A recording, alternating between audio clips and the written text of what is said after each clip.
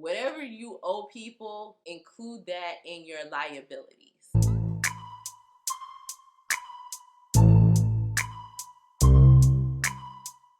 Hi, it's Elena of Financialdemics, where I give you the tips and tools to manage your money, increase your savings and your income, and decrease your debt. And today I am going to show you how to calculate your net worth. So what is your net worth? Your net worth is really an overall measure of your financial health. And to calculate it, you're going to take your assets and subtract out your liabilities. And if the number is positive, then you have a positive net worth. And of course, if the number is negative, then you have a negative net worth. So let's talk about what is considered assets. Your assets are what's in your checking account, any cash you may have on hand. So if you had cash in your wallet, or you're one of those people who still hiding cash under the mattress, then that cash will be included. Your savings, your retirement plans, so your 401ks, or if you have a pension at your job, or even like 403bs, any IRA savings that you have. And then also you include like any investments that you have, so any like mutual funds or money markets, stock accounts, bonds, any of those accounts. You can even include your Bitcoin. If you own a home, then you would include the value of that home. So when I say the value, it is the value of the house if you were to sell it today. So typically you can get that from Zillow. I personally think the Zillow number is, it can be tricky sometimes. Also at some banks, if you put in your address on your online account, they will keep an estimate of the value of your home. I also look at those a little sideways. I know that one of my banks that has the estimate of the value of my home, I know it can't be accurate, just based off of the fact of what is being sold in the area right now. But I normally take that number and I take the Zillow number and I split the difference, just so I can be conservative about what the value of the home is actually. You can also include the value of your car. So the value of your car if you were to sell it today.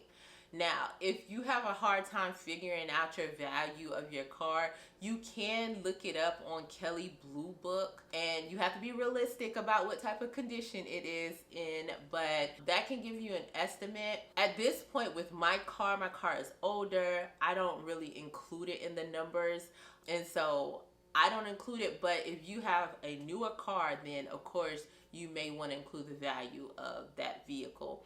And then if you have any art or jewelry that has been appraised, that is something that you can include also, if you know what the value of that is. But remember, it's always too based off of how much you'll be able to sell it for. And I also should mention, if you have like investment properties and things like that, include that also, because the value of those, if you were able to sell them today, are a part of your assets. All right, so your liabilities. So if you are going to include the value of your home and you have a mortgage on that home, then you need to include the actual balance that you owe on that home as a part of your liability calculation.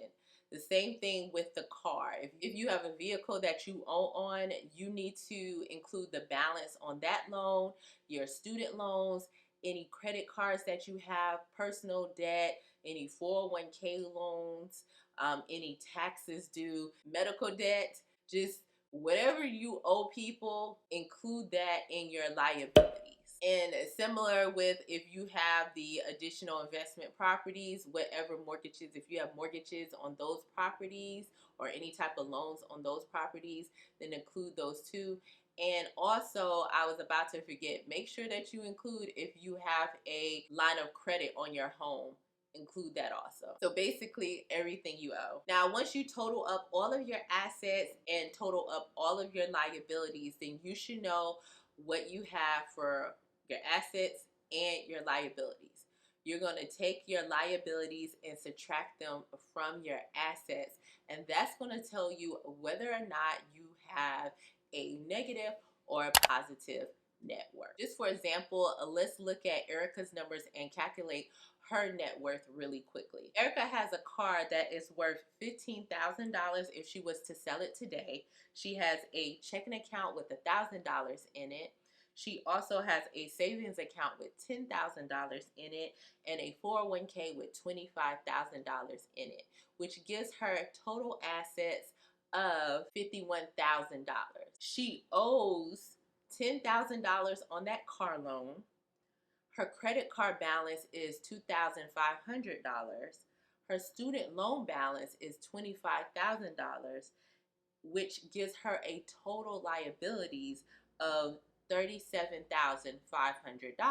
So if you took the $51,000 in assets and subtracted out the $37,500 in liabilities, then that shows you that her net worth is $13,500. You can always increase your net worth and you can also decrease your net worth. But we'll talk about ways you can increase your net worth. You can always increase your net worth by increasing your assets or either paying down your debt so that you can lower your liability amount. I always feel like it's important to do both because it's going to put you in a better position later on. So let's say that Erica, a few months later, decided to purchase a home. Here is what her net worth looks like now. So remember, a home can be an asset. Even though it is a liability because you have to pay on it, it can increase your asset amount. So her house was worth, if she was to sell it today, $200,000. Her car was still worth $15,000 because it's only a few months later. Her checking account had $2,500 in it. Her savings had $5,000 in it. Her 401k had $30,000 in it. And so now she had a total asset of $252,500. So now her liabilities also look a little different now that she has this mortgage. Her mortgage was $190,000. Her car loan was $8,750. Her credit cards were now at zero. She probably had to pay that off to buy the house. I'm just joking. Don't pay me no attention, y'all. Her student loans was $23,200, and that gave her a total liabilities of $221,950. If you take the assets of $252,500 and subtract out the liabilities of $221,950, then her new net worth is $30,550. So you see, she also added an asset, but she also increased her liability, but her net worth went up. Now, since your net worth gives you an idea of your financial health, I think it's important to at least track your net worth once a month at the maximum. But then if you want to do it quarterly, then that's fine too. I've seen people who've done it twice a year. I personally like to track it monthly because it'll tell me really quickly if we are getting out of hand here, or it might be that just one of my investments fluctuated. Now, there's a few things I want you to keep in mind when it comes to your net worth. Asset values can fluctuate. So there may be a time when your net worth is higher and then it goes down because one of your assets has decreased in value. So especially when it comes to investments, you can see that happen. So just keep that in mind. Don't let it be something that drives you crazy because it went down, especially if you didn't change anything else and it was just investments. Like, that's going to happen. If your net worth is negative, do not focus on the fact that it's negative, right? Don't let that overtake you or make you feel bad. Every single person, for the most part, has had a negative net worth. I've even had a negative net worth. When I first got out of college, I had a negative net worth.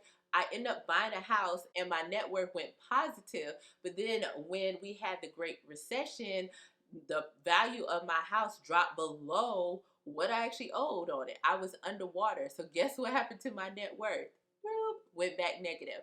Now it is back positive because, of course, now I have like more investments and more assets, and I've paid off like most of my consumer debt. Of course, now I have a car added on there, but that didn't send me into the negative. Just focus on increasing your net worth every single month. So what do you need to do to increase it? Like, do you need to pay off debt? Or are you looking for ways to invest more? Do you know you're going to buy a home and maybe that's something that's going to help increase your net worth? But truthfully, I believe in when you're really trying to increase your net worth, looking at those liabilities and trying to decrease those, and then other ways to increase your assets, such as saving and investing. Some of the items that may be an asset on your list are depreciating assets, such as cars, which is why that is, one of those things that are up in the air. You buy a car and it depreciates in value over time. So just keep that in mind. Like, as you keep looking at the value of your car, if you're tracking your net worth, then you will see that it's going down. Hence why I don't include it in my net worth at this point in time, because my car is not worth much. Now, if you're not about, pulling out the paper and the pen to calculate your net worth, then an easier way that you can calculate your net worth is by using personal capital. I actually use paper and pen and personal capital. It just helps me stay in line, just making sure I'm not missing certain things. Personal capital, you can enter in your information. It's a free account, and they will actually keep track of your assets and your liabilities.